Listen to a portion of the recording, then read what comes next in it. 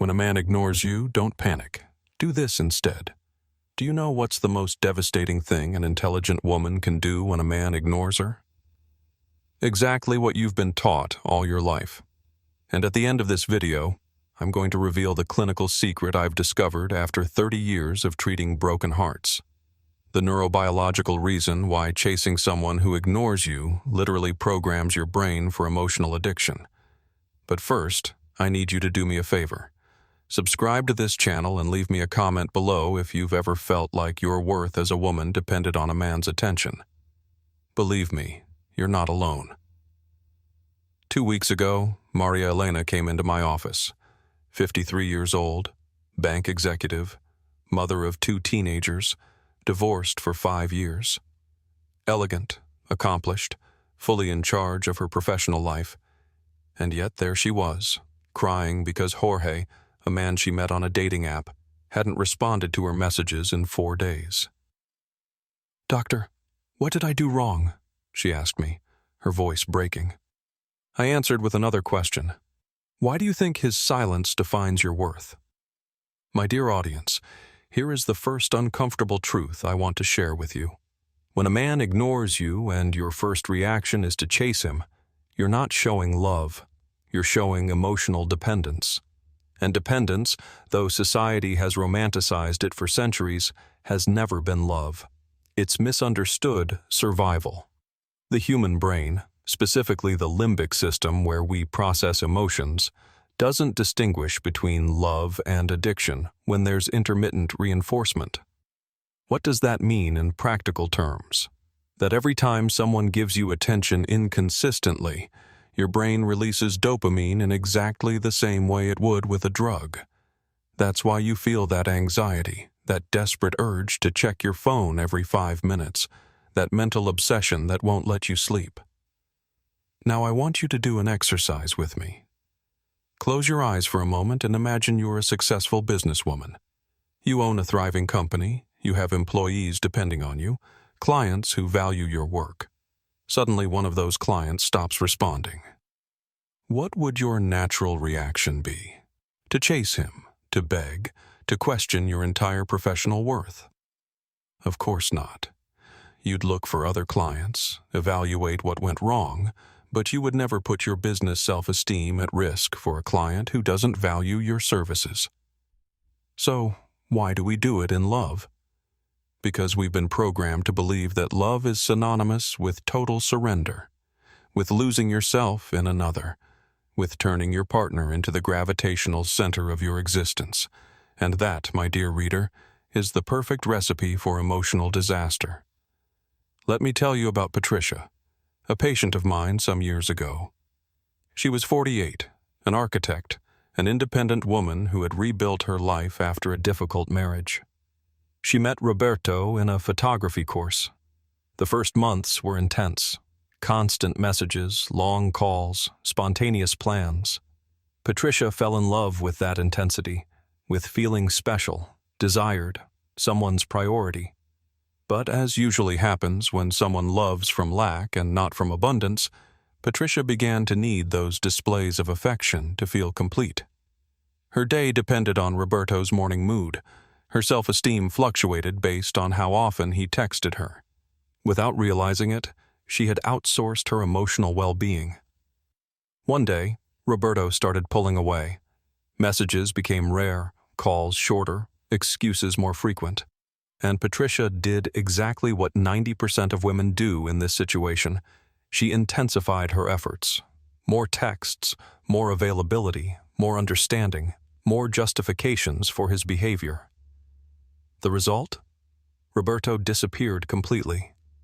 And Patricia came to my office convinced the problem was her, that she wasn't enough, that if she had done something differently, things would have worked out. Here comes the second uncomfortable truth, and I hope you're ready to hear it. When someone ignores you consistently, they're not playing hard to get. They're not testing your love. They're not going through a rough patch. They are telling you, as clearly as possible, that you are not a priority, and insisting on proving your worth to someone who's already decided you don't have it is like trying to sell a product to someone who already told you they're not interested. But let me also tell you something you might not expect from a psychologist. It's not wrong to feel pain when someone ignores you. Humans are biologically designed to seek connection. Rejection activates the same areas of the brain as physical pain. That's why it hurts so much, why it feels so real, so urgent. The difference between an emotionally mature woman and one who lives on an emotional roller coaster isn't the absence of pain. It's what she does with that pain. The mature woman feels it, processes it, learns from it, and moves on. The immature one gets trapped in the loop of, what can I do to win back his attention? Let's go back to Maria Elena, the bank executive I mentioned earlier. After she cried in my office, I suggested an experiment. Maria Elena, I said, I want you to do the opposite of what your impulse tells you. Instead of chasing Jorge, I want you to chase yourself. What does that mean, doctor? She asked. It means that every time you feel the urge to text him, to check if he saw your WhatsApp status, to invent an excuse to contact him, at that moment you'll do something that nourishes Maria Elena. You'll go to the gym, call a friend, read a book, take a relaxing bath, write in a journal, whatever it is, but it has to be for you, not for him. Maria Elena looked at me with panic. And what if he pulls away for good? What if he finds someone else while I'm acting indifferent? My answer was direct. Maria Elena, if someone pulls away because you don't chase them, they were never really with you. And if he finds someone else while you're focusing on your well-being, he's doing you a favor by saving you time and emotional energy. This brings us to a concept I often use in therapy: secure attachment versus anxious attachment. People with secure attachment have a stable emotional foundation. Their self-esteem doesn't depend on constant external validation. They can love deeply without losing themselves in the process. When someone pulls away, they feel pain, yes, but not panic. They know their worth isn't defined by someone else's response. People with anxious attachment, on the other hand, live in constant need of reassurance. Their nervous system is triggered by any sign of distance. Their brain interprets silence as imminent abandonment, and from that place of panic, they make decisions that usually make things worse. But here's the good news. Attachment can be changed. Neuroplasticity shows us we can rewire our emotional patterns. We can learn to love from a place of security, not fear. How do you do this in practice? First, you need to understand that your worth as a person exists independently of how others respond to you. This isn't just a motivational quote for Instagram. It's a neurobiological fact. Your brain can learn to generate well-being from the inside out, not the outside in. Second, you need to stop interpreting a lack of response as a problem to solve. When a man ignores you, it's not a riddle to figure out, not a challenge to conquer, not a test to pass. It's information. Information about his priorities, about his level of interest, about his ability to communicate, about his emotional maturity. And information is always useful, even if it's not what we want to hear. I remember the case of Carmen, a 55-year-old university professor who came to my office after months of chasing a coworker who had trapped her in a terrible emotional loop. One day he'd send her long, thoughtful messages about literature. The next, he'd ignore her completely. One day he'd invite her to lunch. The following week, he'd cancel plans at the last minute. Carmen had built an entire romantic narrative around this situation. He's a complex man, she told me. He's suffered a lot in past relationships. He needs time to trust. If I'm patient, eventually he'll realize what we have. My job as a therapist wasn't to cruelly destroy her illusions, but to help her see reality more clearly. I asked her to document every interaction with this man for a month. What he said, what he did, how it made her feel. At the end of the experiment, Carmen had in front of her a very clear pattern of inconsistent and disrespectful behavior. "Doctor," she told me in a session, When I see all of this written out, I realize I've been very smart analyzing medieval literature, but very foolish analyzing this relationship. She wasn't foolish, of course. She was a brilliant woman who had applied her intelligence selectively. Because when we're emotionally involved, our cognitive biases kick in, and we start seeing what we want to see instead of what's actually happening. One of those biases is called confirmation bias. We look for evidence that confirms what we want to believe and ignore evidence that contradicts it. If we want to believe someone is interested in us, we'll interpret their good morning as a sign of deep love and ignore the fact that they didn't write to us for 3 weeks. Another very common bias is the sunk cost fallacy. Since we've already invested time, energy, and emotions in someone, we resist losing that investment and keep pouring in more, even when the situation is clearly harmful to us. But the most dangerous bias of all is believing we can change people with our love. That if we're patient enough, understanding enough, perfect enough, they'll finally value us as we deserve. This belief isn't just false, it's toxic. It places the entire responsibility for the relationship's success on our shoulders and forces us into playing a role that was never ours to begin with. This is where what I call rational love comes in. Rational love doesn't mean loving without passion or deep emotions. It means loving with your eyes open, with clear boundaries, with your self-esteem intact. It means understanding that loving someone does not require erasing yourself as an independent person. In rational love, if someone ignores you, you don't panic, because your well-being doesn't depend on that person. You feel sadness, maybe disappointment, but not desperation. Your life doesn't stop while you wait for a response that may never come. So what do you do when a man ignores you? First, recognize the information he's giving you. His silence is a message. Maybe not the message you want, but it's clear and unambiguous. Second, resist the impulse to chase him, to explain yourself, to prove your worth. Third, redirect that energy toward yourself and toward the people who actually value your presence in their lives. This doesn't mean you need to become perfectly indifferent overnight. Deep emotional changes take time.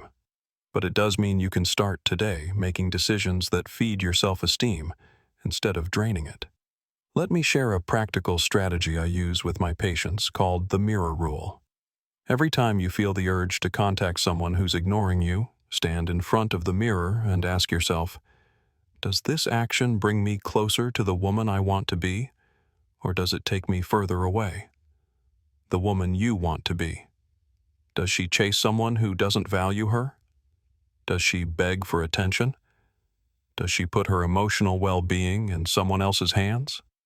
Or does she respect herself, keep her dignity intact, and build relationships based on reciprocity and mutual respect? Maria Elena practiced this technique for 3 months. At first it was hard. Her brain, so used to the pattern of pursuit and anxiety, resisted the new behavior. But gradually, something started to change, not just in her situation with Jorge, but in how she saw herself. "Doctor," she told me in a session, "something strange is happening. Jorge finally texted me after 2 weeks, and my first reaction wasn't relief, it was annoyance. I realized I was no longer emotionally available to someone who treats me like an option." That is what happens when you stop chasing. You regain your personal power. Not power over others, but power over your own life, your own decisions, your own emotional well-being. And from that place of strength, you naturally attract people who recognize and value that strength. But I want to be honest with you about something. It doesn't always work out like in romantic movies. Sometimes, when you stop chasing someone, they simply disappear from your life forever. And you know what I say to that? Perfect. Because someone who only cares about you when you're desperate is not someone you want to build a healthy relationship with. Healthy relationships are defined by reciprocity, consistency, and mutual respect. If someone needs you to beg for their attention, that person is not emotionally available for a mature relationship. Now, let's talk about something I see constantly in my practice. Intelligent, successful, independent women who completely transform when they fall in love. Suddenly, the executive who makes million-dollar decisions without flinching is paralyzed because a man didn't respond to her message. The professor who inspires hundreds of students loses all her confidence because her partner didn't invite her to a social event. Why does this happen? Because we've confused love with fusion. We believe loving means becoming someone else's other half, filling their emptiness, fixing their emotional problems, being indispensable in their life. But healthy love doesn't work that way. Healthy love happens between two complete people who choose to share their lives, not between two half people who need each other to feel whole. When you're emotionally complete, being ignored doesn't threaten your identity. It hurts, yes, but it doesn't destroy you. You know your value exists independently of external validation. How do you build that emotional wholeness? First, by developing a strong relationship with yourself.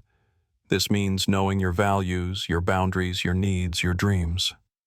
It means treating yourself with the same respect and care you give the people you love. Second, by cultivating multiple sources of satisfaction in your life, your career, your friendships, your hobbies, your personal growth, your contribution to the world. When your well-being depends on just one person, you live in constant vulnerability. Third, by learning to be alone without feeling empty. Solitude and loneliness are completely different things. Solitude is a space of peace and reconnection with yourself. Loneliness is the fear of emptiness we try to fill with anyone available. I remember a patient, Lucia, 49, who once told me, "Doctor, I'm so afraid of being alone that I'd rather be with the wrong person than by myself." And that's the heart of the matter. When we fear solitude, we accept crumbs of affection, inconsistent treatment, mediocre relationships. But when you learn to enjoy your own company, when you build a fulfilling life regardless of your relationship status, you automatically raise your standards.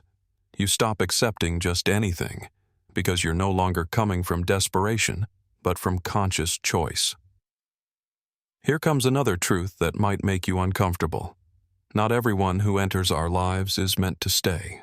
Some people come to teach us something, others to accompany us for a stage, others simply to remind us what we don't want in our lives. Holding on to someone who clearly doesn't want to be in your life isn't love, it's neurotic attachment. And neurotic attachment always ends in suffering. Let me tell you about Esperanza, a 60-year-old woman who came to my office after spending 10 years in an on-and-off relationship with a man who sought her out when he was lonely and ignored her when he had other options. 10 years of emotional roller coasters, broken hopes, self-esteem destroyed and rebuilt again and again. "Doctor," Esperanza told me, "I know this relationship is hurting me, but I can't leave him. What if this time is different? What if he decides to commit to me?" My answer was direct. "Esperanza, after 10 years, you already have all the information you need about this man. His past behavior is the best predictor of his future behavior. Waiting for him to change is like putting coins into a broken slot machine, hoping it will eventually pay out." The therapeutic work with Esperanza was intense. We had to untangle decades of conditioning about love, sacrifice, and infinite patience. We had to rebuild her self-esteem from the ground up and teach her she deserved consistent love. The process wasn't easy. There were relapses, doubts, impulses to return to the familiar pattern. But gradually, Esperanza began to feel something she hadn't in years: peace of mind. "Doctor," she told me after 6 months of therapy, "for the first time in a decade, I sleep peacefully. I don't wake up at 3 a.m. checking if he texted me. I don't live with that constant anxiety in my chest. I feel like I've woken up from a very long nightmare." And that is the gift you give yourself. When you decide to stop chasing someone who doesn't value you, you reclaim your mental peace, your vital energy, your time, which is the most valuable thing you have. Think about it. Every minute you spend obsessing over someone who ignores you is a minute you're not investing in your growth, your dreams, or in the people who truly love and value you. Now, I know some of you are thinking, but doctor, what if he really is going through something hard? What if he needs space? What if I'm being too harsh by interpreting his silence as disinterest? These are valid questions, and the answer is nuanced. Yes, there are exceptional situations where people need space due to extraordinary circumstances, a serious illness, grieving, a severe family crisis. But even in those situations, an emotionally mature person finds a way to communicate what's happening. A simple, "I'm going through something hard, I need a little time, but it has nothing to do with you," clears up everything. If someone can't offer you that minimal courtesy of communication, they're showing emotional immaturity, not just going through a tough situation. And here's where what I call the principle of emotional reciprocity comes in. In a healthy relationship, both people care about each other's emotional well-being. If you're suffering because of someone's lack of communication, and that person makes no effort to reassure you or clarify the situation, they're showing you that your well-being is not a priority for them. And someone who doesn't consider your emotional well-being a priority is not someone you can build a solid, loving relationship with. Let's talk now about something I often see in middle-aged women: the second chance syndrome. After a divorce or the end of a long relationship, many women feel this is their last chance to find love. That pressure makes them accept behaviors they would never have tolerated in their youth. "I'm not 20 anymore," my patients tell me. "The good men are already taken. Maybe I need to be less demanding." This mindset is deeply self-destructive. Age does not decrease your value as a person or your right to be treated with respect and consideration. In fact, experience and maturity should raise your standards, not lower them. Claudia, 52, came to my office with exactly that mindset. She had met a man on a dating app who had a very clear pattern: intense attention for a few days, then disappearing for weeks without explanation. He'd reappear with some elaborate excuse, and the cycle would repeat. "Doctor," Claudia told me, "at my age I can't afford to be too picky. Besides, when we're together, we have a great time. Maybe he just needs time to decide." My response was categorical. "Claudia, your age is not a limitation. It's an asset. You have experience, wisdom, clarity about what you want. Why waste those resources on someone who treats you like an occasional option?" We worked for months rebuilding her self-esteem and clarifying her non-negotiable values in a relationship. Gradually, Claudia began to see her situation more clearly. "Doctor," she told me one day, "I realized something. I would never treat a friend the way this man treats me. I wouldn't appear and disappear from my friends' lives without explanation. Why do I accept in love what I would never accept in friendship?" Excellent question. And the answer is that we've romanticized suffering in love. We've been taught that if it doesn't hurt, it's not real love. That uncertainty creates passion. That fighting for someone who doesn't reciprocate is heroic and romantic.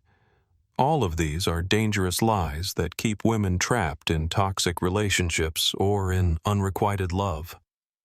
Healthy love is not a constant struggle. It's a mutual choice, renewed each day, by two people committed to caring for each other emotionally.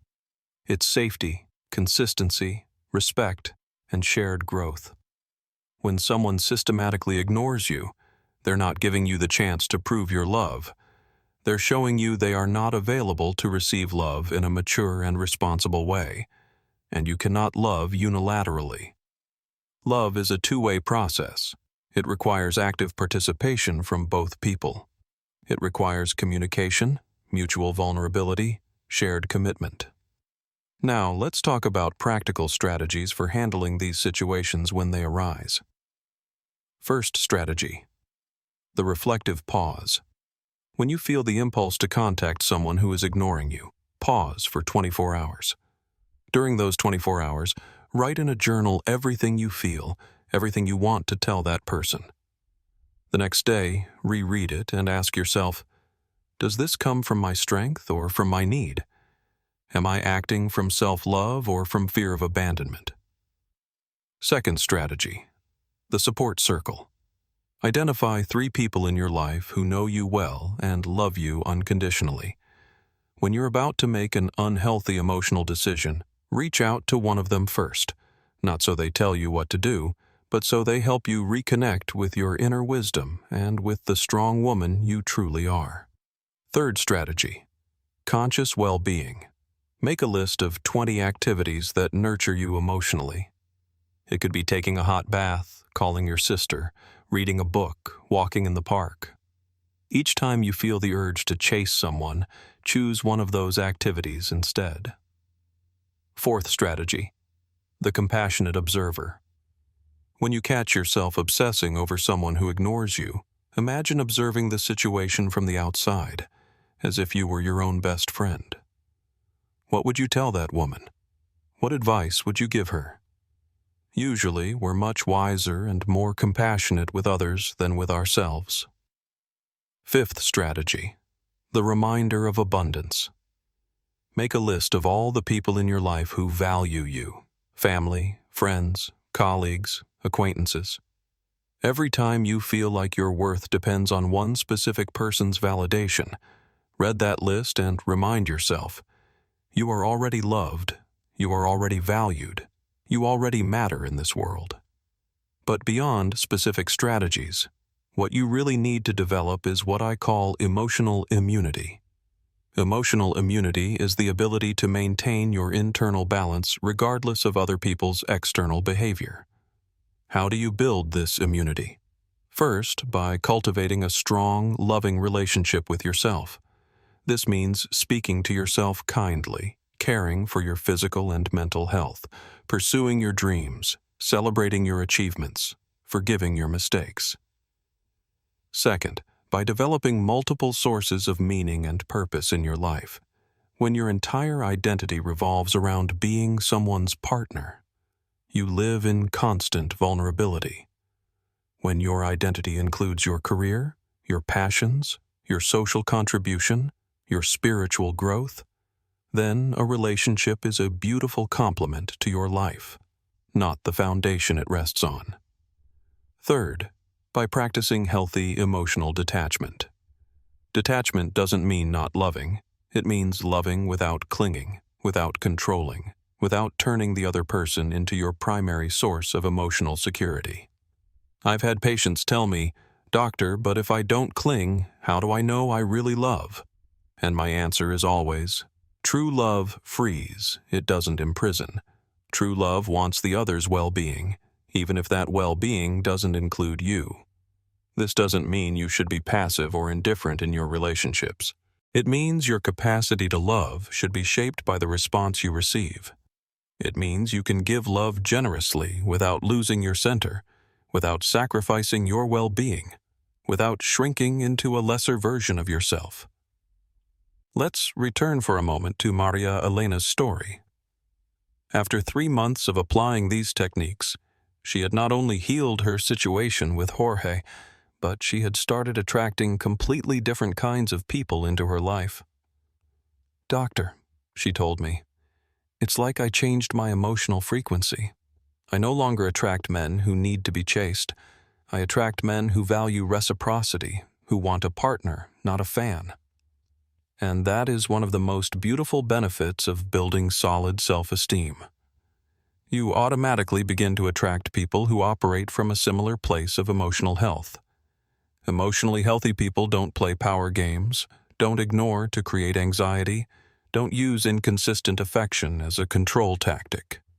They don't need others to beg for their attention to feel valuable.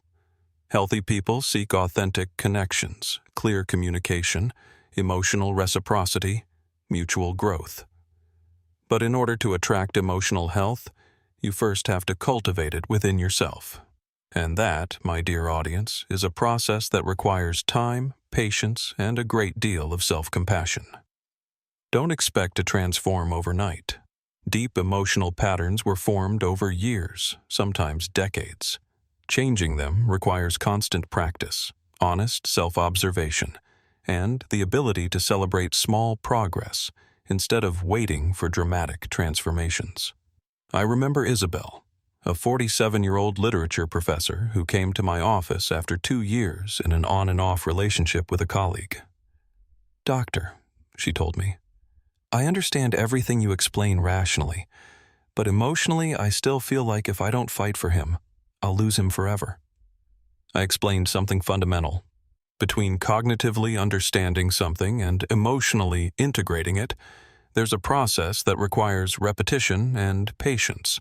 It's like learning a new language. At first, you have to translate every phrase in your head, but with constant practice, you eventually start thinking directly in the new language. The same is true for emotional patterns. At first, you have to consciously remind yourself to act from your strength instead of your need. But with practice, that new way of relating becomes automatic. Isabel practiced the techniques religiously for 6 months. There were moments of weakness, relapses, impulses to return to the old pattern. But each time, she recovered faster. Each time, the temptation lasted less. "Doctor," she finally told me, "something incredible happened last week. My colleague texted me after 3 weeks of silence, and my first reaction wasn't relief or excitement. It was irritation.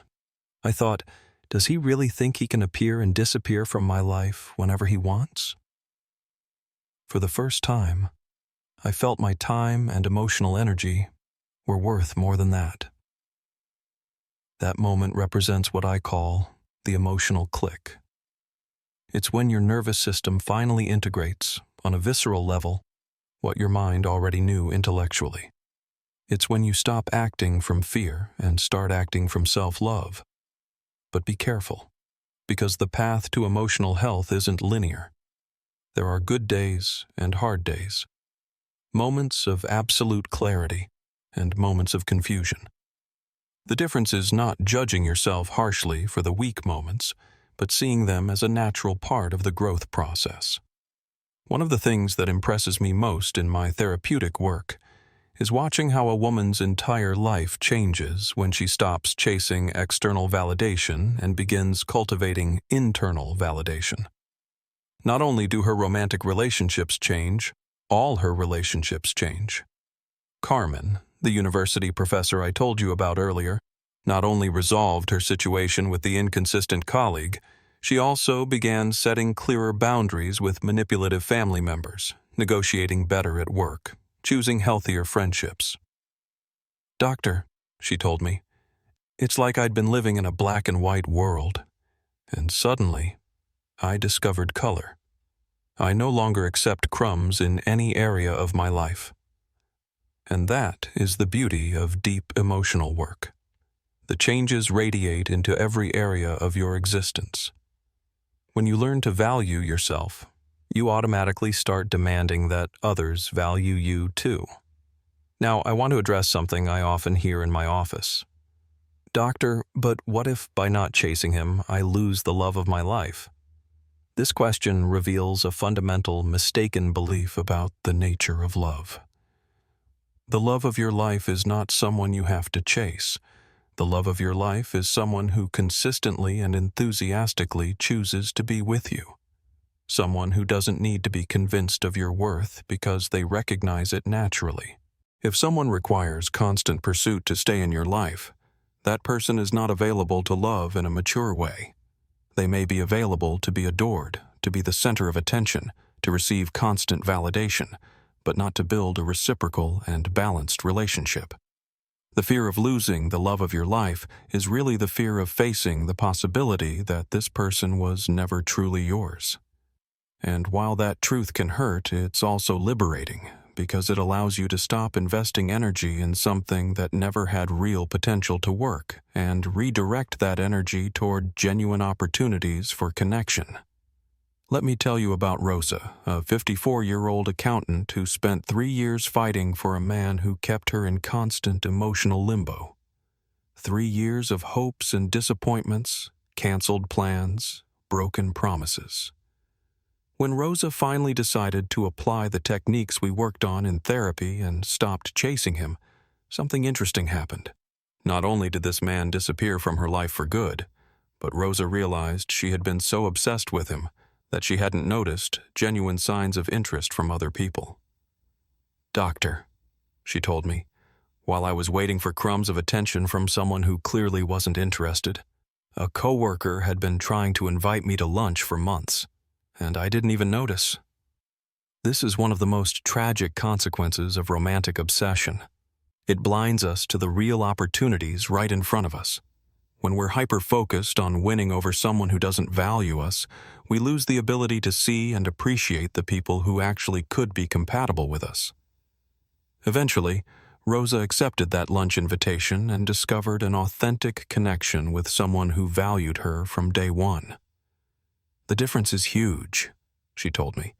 "With this man, I don't have to decipher confusing signals or interpret silences. His interest is clear, his communication is direct, his behavior is consistent." And that is the difference between a healthy relationship and a toxic dynamic. In a healthy relationship, you don't have to be an emotional detective all the time. You don't have to analyze every gesture, every word, every pause in communication, looking for hidden signals of love or rejection. In a healthy relationship, intentions are clear, communication is open, and both people put effort into making the other feel safe and valued. But in order to recognize and attract healthy relationships, you first need to heal your relationship with yourself. That includes honestly examining your beliefs about love, many of which you probably learned in childhood, watching your parents' relationships or absorbing them from popular culture. Do you believe real love requires suffering? Do you believe if someone loves you, they should be able to read your mind? Do you believe jealousy is proof of love? Do you believe fighting for someone who doesn't reciprocate is romantic? All of these beliefs are toxic and need to be re-examined and replaced with a more mature understanding of love. Mature love is calm, not dramatic. It's secure, not anxious. It brings clarity, not confusion. It energizes you. It doesn't drain you. In a healthy relationship, your anxiety decreases, not increases. Your self-esteem grows stronger, not weaker. Your life expands, it doesn't shrink. If a relationship or romantic situation is causing you constant anxiety, insomnia, loss of appetite, inability to focus on other areas of your life, that is not a sign of deep love, it's a sign of emotional addiction. And emotional addiction, no matter how popular culture romanticizes it, is as destructive as any other addiction. I worked for months with Amparo, a 48-year-old entrepreneur who had developed what I can only describe as an addiction to a man who treated her inconsistently. Her entire life revolved around whether or not he texted. Her mood depended completely on the frequency of his contact. "Doctor," she confessed, "I know this isn't normal, but I can't stop. It's like my brain has been hijacked. I think about him all the time. I check my phone obsessively. I analyze every word of his messages looking for hidden meanings." I explained to her that she was experiencing the same thing as someone addicted to a substance. The compulsive search for the next dopamine hit provided by this man's inconsistent attention. The treatment for emotional addiction requires the same strategies as treatment for any addiction. Recognizing the problem, accepting that you can't manage it through willpower alone, developing healthy coping strategies, and having a solid support system. Amparo had to go through an emotional detox process that included eliminating all contact with this man for 3 months, developing new routines that didn't involve constantly checking her phone, and reconnecting with activities and people she had neglected during her obsession. "The first days were terrible," she told me. "I felt a physical need to contact him. My chest hurt. My hands shook. I couldn't sleep. But gradually, the intensity began to fade. After 6 months, Amparo was a completely different person. She had regained her energy, her creativity, her ability to enjoy simple activities. She had reconnected with friends she had abandoned. She had resumed professional projects she had dropped. "Doctor," she told me, "now I understand I wasn't in love. I was sick. Love doesn't feel like this. Love doesn't take life away. It gives it." And that is a crucial distinction we all need to understand. The difference between love and obsession, between healthy attraction and emotional addiction. Healthy love connects you to the best version of yourself. Obsession disconnects you from who you really are. Healthy love amplifies your strengths. Obsession exploits your insecurities. When you're in healthy love, you remain yourself, but a happier, fuller version of yourself. When you're obsessed, you become an anxious, needy, diminished version of yourself. Now let's talk about something specific I often see in middle-aged women. The tendency to justify unacceptable behavior with phrases like, "He's from another generation," or "Men his age don't know how to communicate well," or "He suffered a lot in past relationships." These justifications are dangerous because they prevent you from seeing the reality of what's happening. Age is not an excuse for lack of basic consideration. Past suffering doesn't justify inflicting present suffering. Emotional immaturity at 40, 50, or 60 is not charming or understandable. It's a problem. A mature person, regardless of their age or history, is capable of basic communication, basic respect, and minimal consideration for others' feelings. If someone ignores you consistently, don't justify it. Don't invent narratives to explain their behavior. Don't assume they have deep, complex reasons you just don't understand. Sometimes the simplest explanation is the right one. That person is not interested enough in you to make the basic effort of respectful communication. And that says nothing about your value as a person. It says everything about their ability to recognize value when it's in front of them. I remember Pilar, a 50-year-old psychologist who met a man at a professional conference. Their first meetings were promising. Deep conversations, shared interests, obvious chemistry. But gradually, this man began showing a pattern of erratic communication. He might write to her daily for a week, then disappear for 15 days with no explanation. When he reappeared, he always had an elaborate excuse: intense work, family problems, stress from a big project. Pilar, being a psychologist, began to psychoanalyze him. "He clearly has childhood abandonment wounds," she explained. "His mother was very emotionally inconsistent, and now he reproduces that pattern as a defense mechanism." My response was direct. "Pilar, your analysis might be correct, but that's not your problem to solve. You're not his therapist. You're a woman who deserves a stable relationship and consistent communication." The problem with highly empathetic women is they tend to become unsolicited therapists for the men they're attracted to. They see potential where others see problems. They see wounds to heal where others see red flags to avoid. But a healthy romantic relationship is not an emotional rehab project. It's a partnership between two people who have already done their own inner work and are ready to build something together. If someone needs therapy, they should go to therapy. If someone has communication issues, they should work on them with a professional. Your job is not to heal anyone. Your job is to recognize when someone is available for a mature relationship and when they're not. And someone who consistently ignores you, regardless of their psychological reasons, is not available for a mature relationship. It took Pilar several months to accept this reality. Her tendency to intellectualize emotional problems kept her stuck in analysis instead of action. But eventually, she understood that it didn't matter why this man acted inconsistently. What mattered was how his behavior affected her. "Doctor," she finally told me, "I realized I was more interested in understanding his psychology than in protecting my emotional well-being. And that's not love. That's intellectualized codependence. Exactly.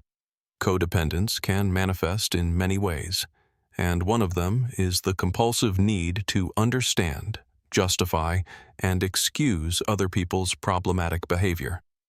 But understanding isn't the same as accepting, and accepting isn't the same as tolerating indefinitely. You can understand why someone acts a certain way and still decide that their behavior is incompatible with your well-being. You can have compassion for someone's wounds and still maintain clear boundaries about what you're willing to allow in your life.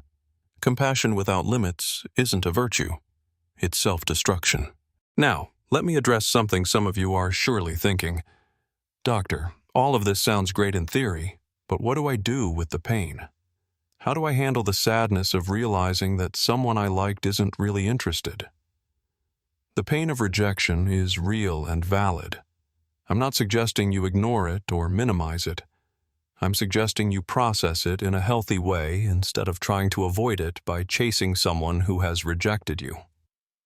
Feeling pain at the end of a connection, at the loss of hope, at the disappointment of unreciprocated feelings is completely normal and human.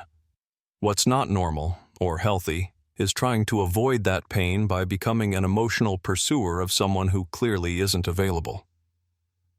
The pain of rejection, when processed properly, turns into emotional wisdom.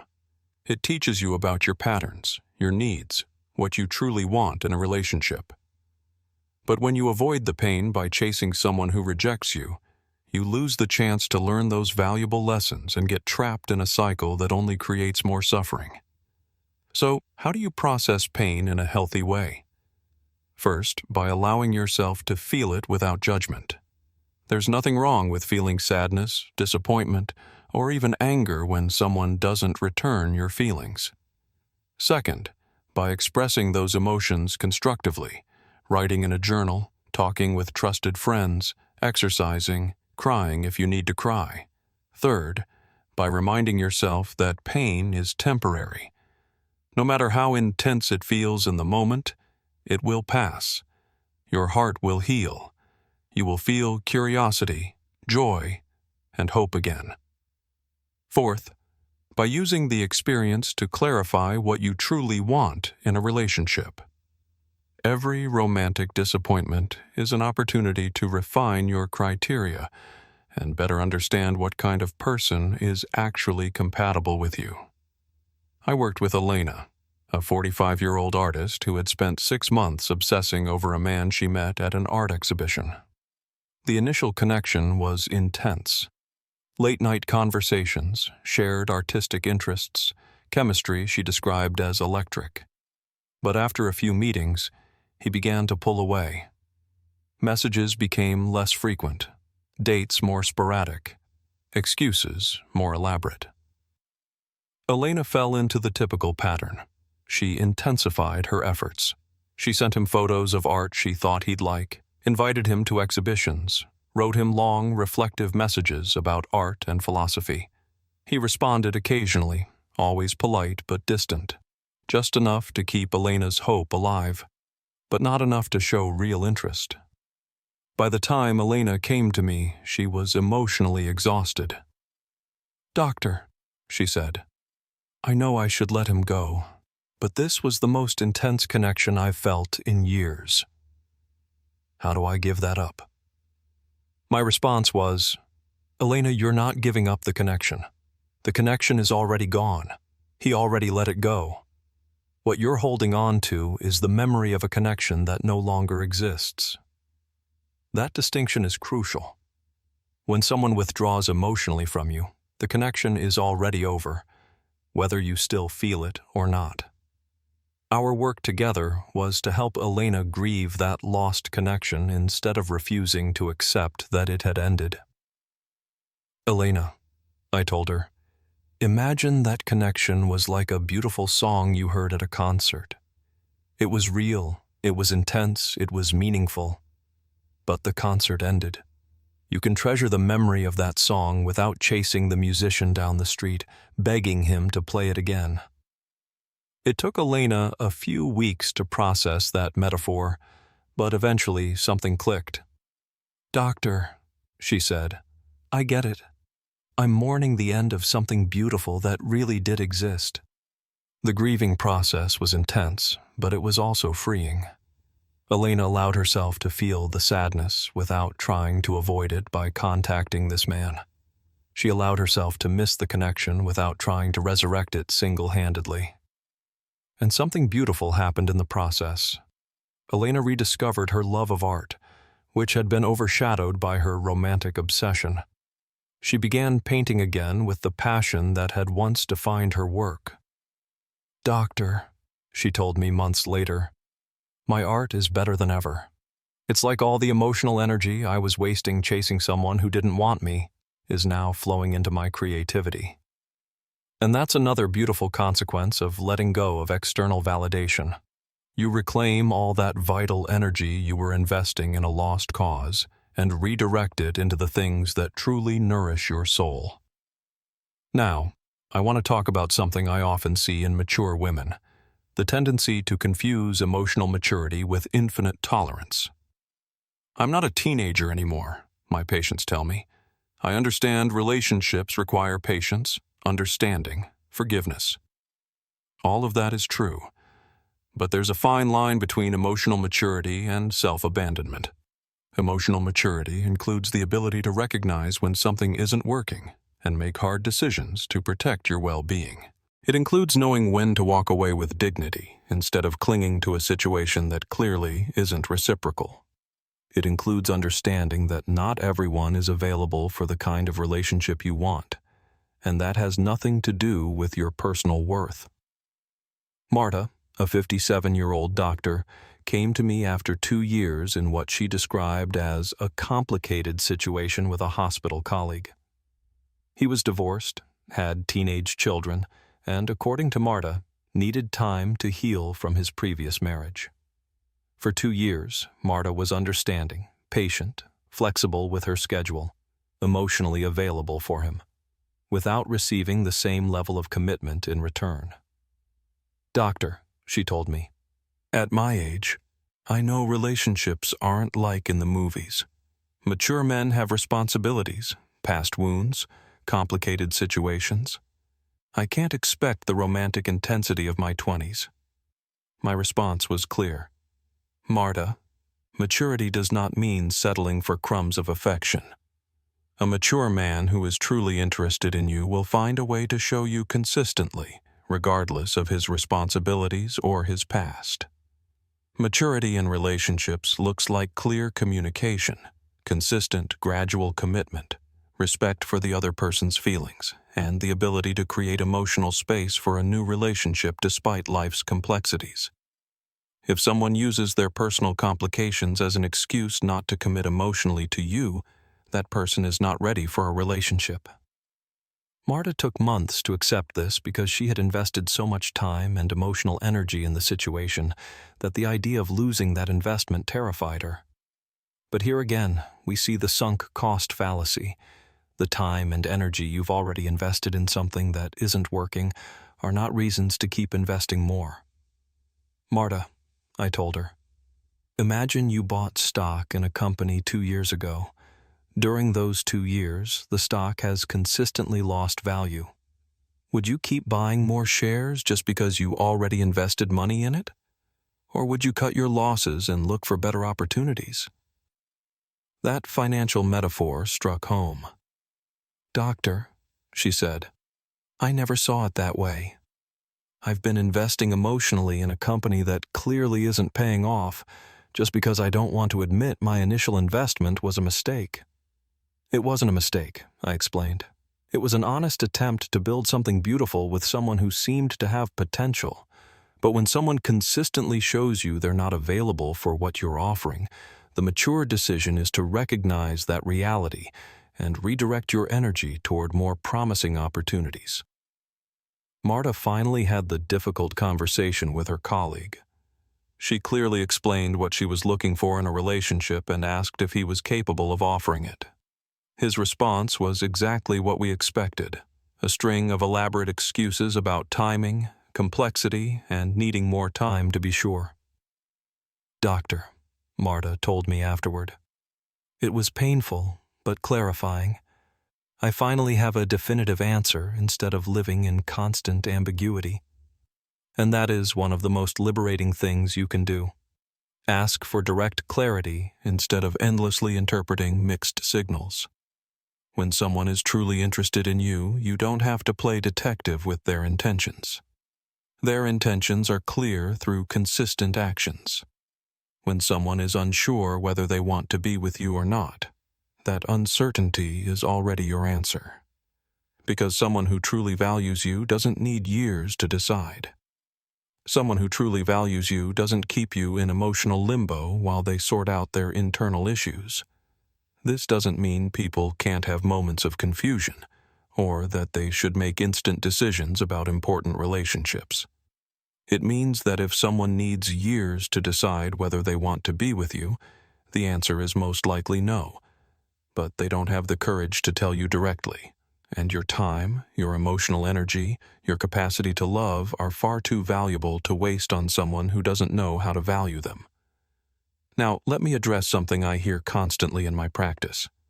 Women who tell me, "Doctor, everything you say makes sense, but how do I deal with feeling lonely? How do I stop feeling like I'm wasting my best years?" These are profound questions that touch on one of humanity's most primal fears, the fear of abandonment, isolation, and loneliness. But you need to understand something fundamental. Being alone is not the same as being empty, and being with the wrong person is far more devastating than being alone with yourself.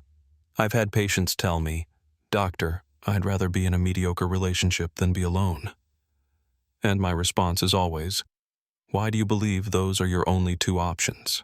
Between being stuck in a mediocre relationship and being alone forever, there is a third option, being temporarily alone while you build the life and develop the qualities that will attract an extraordinary relationship. Temporary solitude is an investment in your emotional future. It's the space you need to heal toxic patterns, to develop solid self-esteem, to clarify what kind of relationship you really want. But chronic loneliness, the kind you experience in a relationship where you're not valued, is a waste of your present and a destruction of your emotional future. I worked with Soledad. Yes, that was really her name.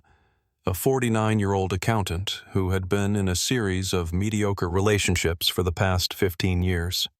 Her pattern was always the same. She'd meet a man, get her hopes up quickly, start making concessions to keep him interested, and end up in relationships where she gave far more than she received. "Doctor," she told me in our first session, "I'm so afraid of ending up alone that I accept anything. But I'm realizing I've never felt lonelier than when I'm with someone who doesn't truly value me." That was one of the deepest reflections I've heard in years of therapy, because Soledad had discovered a truth many women take decades to understand. The most painful loneliness is not the kind you experience when you're physically alone, but the kind you feel when you're with someone who makes you feel invisible. Our work together focused on helping her reconceptualize solitude. Instead of seeing it as a state to avoid at all costs, she began to see it as a gift she was giving herself. "Soledad," I told her, "imagine you have a beautiful house that you've been constantly renting out to tenants who don't take care of it, who damage the furniture, who don't pay rent on time. Wouldn't it be wonderful to have your house back, to decorate it as you like, to enjoy it in peace?" That metaphor helped her understand that her emotional life had been rented out to men who didn't take proper care of it. It was time to reclaim that emotional property and fully inhabit it herself. The process of reconnection with herself was gradual but transformative. Soledad began to rediscover activities she had abandoned, reconnect with friends she had neglected, explore parts of her personality she had repressed to fit others' expectations. "Doctor," she told me after 6 months, "for the first time in years, I like my own company. I enjoy my afternoons alone. I don't feel that desperate urgency to fill the void with just anyone." And when a woman reaches that place of personal wholeness, something magical happens. She naturally begins to attract people who operate from the same place of emotional integrity. Soledad eventually met someone, but from a completely different place. Not from need, but from choice. Not from fear of loneliness, but from the desire to share a life she already loved with someone special. The difference, she explained, is that I don't need this person to feel complete. I choose him because he adds something beautiful to a life I already enjoy. And that is the difference between a relationship born of fear and a relationship born of love. One drains your vital energy, the other fuels it.